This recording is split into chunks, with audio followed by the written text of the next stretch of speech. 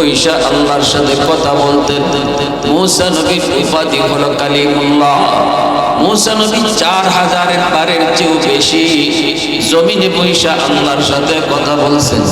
মূসা নবী যখনই আল্লাহর সাথে কথা বলতে চাইতেন, আল্লাহ তখনই বলতেন, মূসা তুর পাহাড়ে আসো, ঘর থেকে তাহলে তুর পাহাড়ে আসা লাগবে। কোথায়?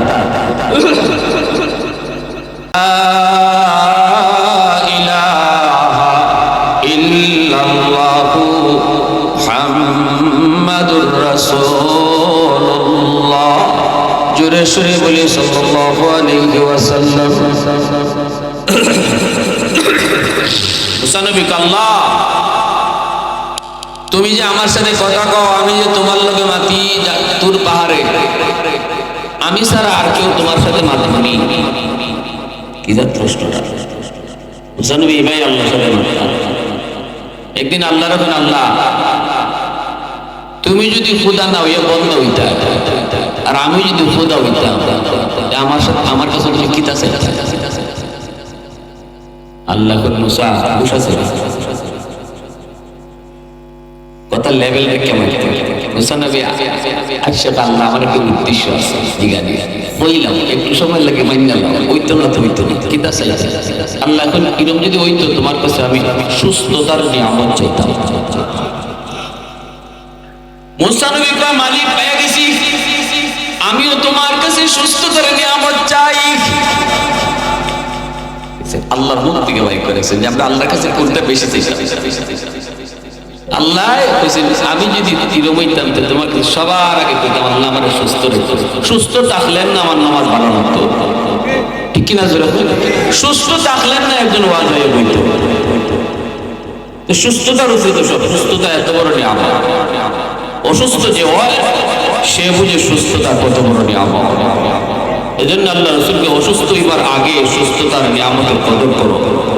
বিছানায় পড়বার আগে তুমি তোমার হাঁটা চলাটার কদর করো। ওয়াজ মাহফিল হইলে একটু কষ্ট হইলে যে বউ ওয়া শোনো, একদিন ওয়াজ শুনবাই যাইবার ইচ্ছা হইব, পারতায় না, বিছানা শুয়ে থাকবা। অতএব যতদিন যাওয়ার শক্তি আছে এই জায়গাটার কদর করো। সুবহানাল্লাহ।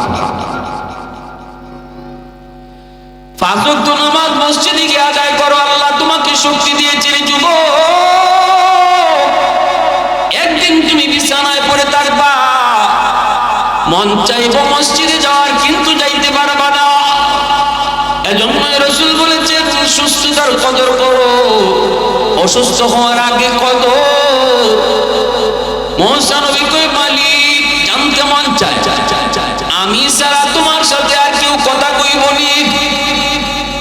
আল্লাহ পাক যখন কই, মূসা তুমি তো আমার সাথে কথা বলো, মাঝখানে পর্দা আছে, কিন্তু এমন এক উম্মত ভবিষ্যতে আসবে যে উম্মতের সাথে আমি আল্লাহ কথা বলবো, অথচ আমাদের মাঝখানে কোনো পর্দা থাকতো না।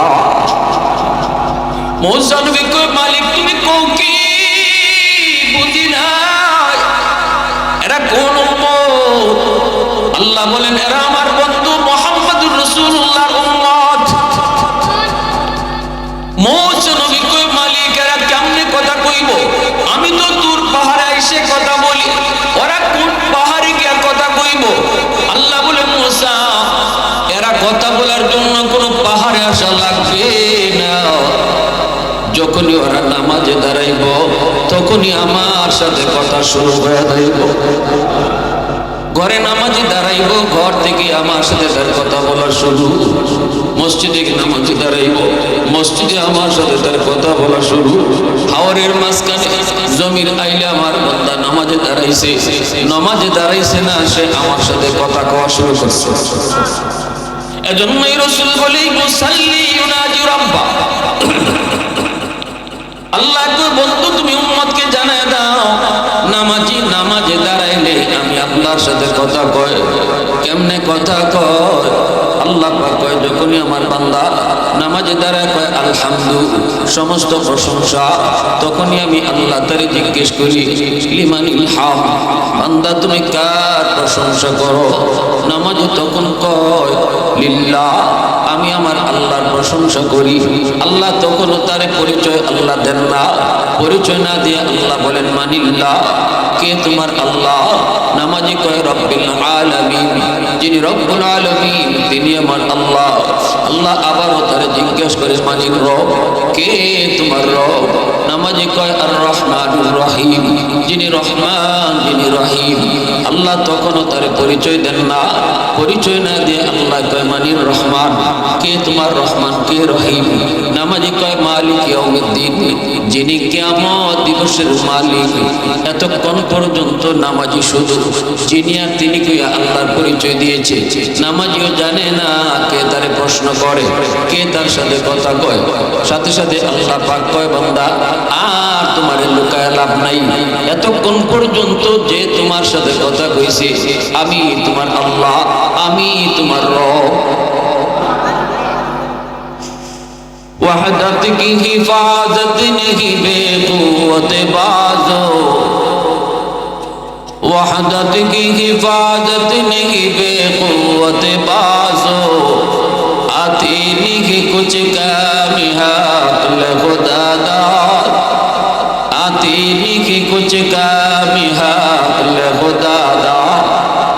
ऐ मर्द खुदा तुझको क़ुव्वत नहीं हासिल, जा बैठ किसी गार में अल्लाह को करिया, जा बैठ किसी गार में अल्लाह को करिया।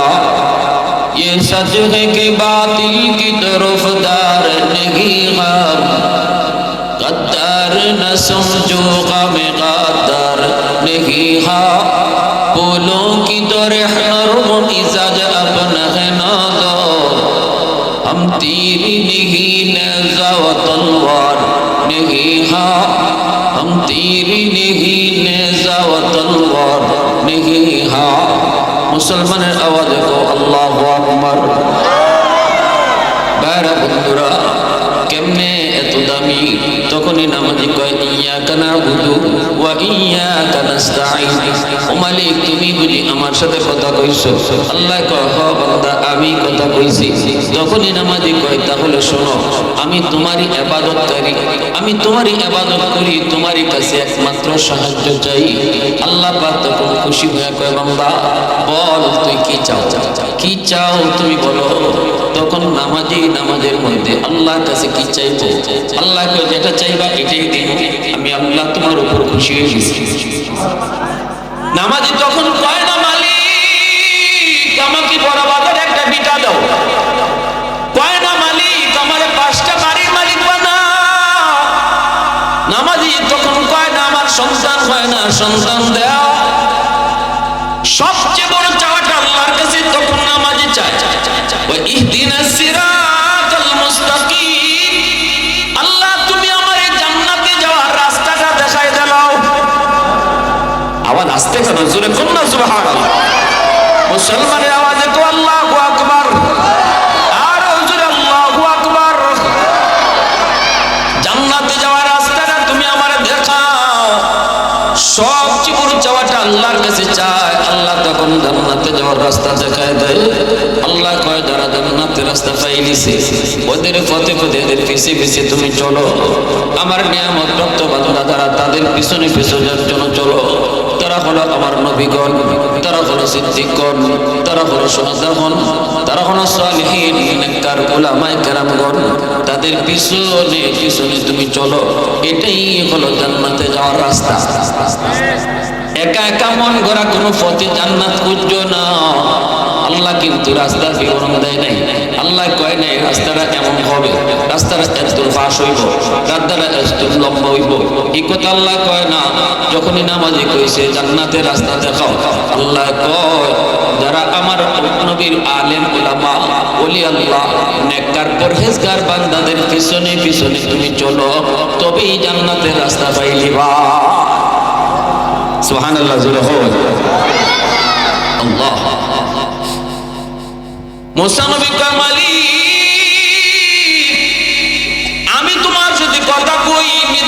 জায়গা দূর পারে আইসা আর উম্মত হইয়া তোমার সাথে কথা কইব যেখান থেকে সেখান থেকে দাঁড়ায়া,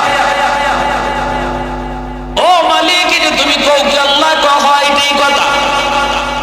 তোমার জন্য জায়গা নির্ধারিত আর আমার বন্ধুর উম্মতের জন্য তামাম দুনিয়া। যেখানে নামাজে দাঁড়াইব এখানেই কথা শুরু। সুবহানাল্লাহ।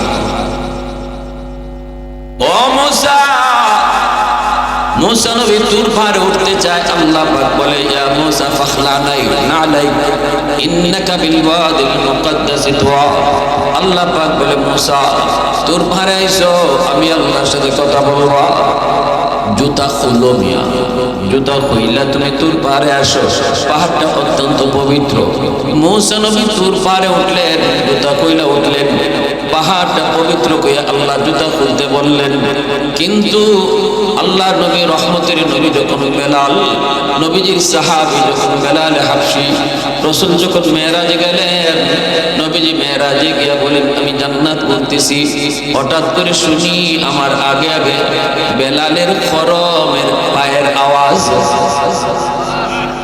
খরম সিরিঞ্জে এক সময় সিরিঞ্জের ফুল আমার তো চিন্তা না, আমার দাদারে আমি দেখছি কাঠের খরম কটকট কটকট কটকট আওয়াজ করছে।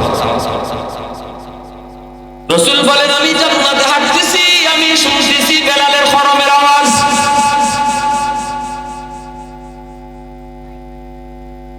ও ভাই, এবার প্রশ্ন হলো জান্নাতের ভিতরে রাসূল হাঁটেন, জান্নাত অপবিত্র না পবিত্র? আওয়াজ দিয়ে অপবিত্র না পবিত্র? তুর পাহাড় পবিত্র, জান্নাত পবিত্র, কিন্তু দুইটা মিলে বেশ কম আছে না নাই? তুর পাহাড়ের যে হাজার হাজার গুণ বেশি পবিত্র হলো জান্নাত, ঠিক না?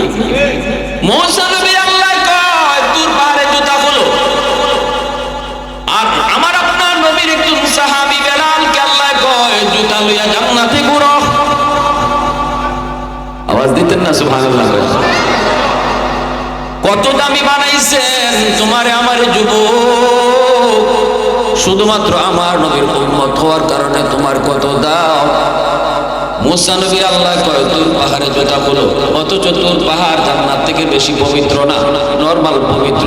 আর জান্নাতের মতো এত বড় পবিত্র জায়গায় আল্লাহ কয় বেলাল তুমি আমার বন্ধুর সাহাবী, জুতা লইয়া তুমি জান্নাতে ঘুরো।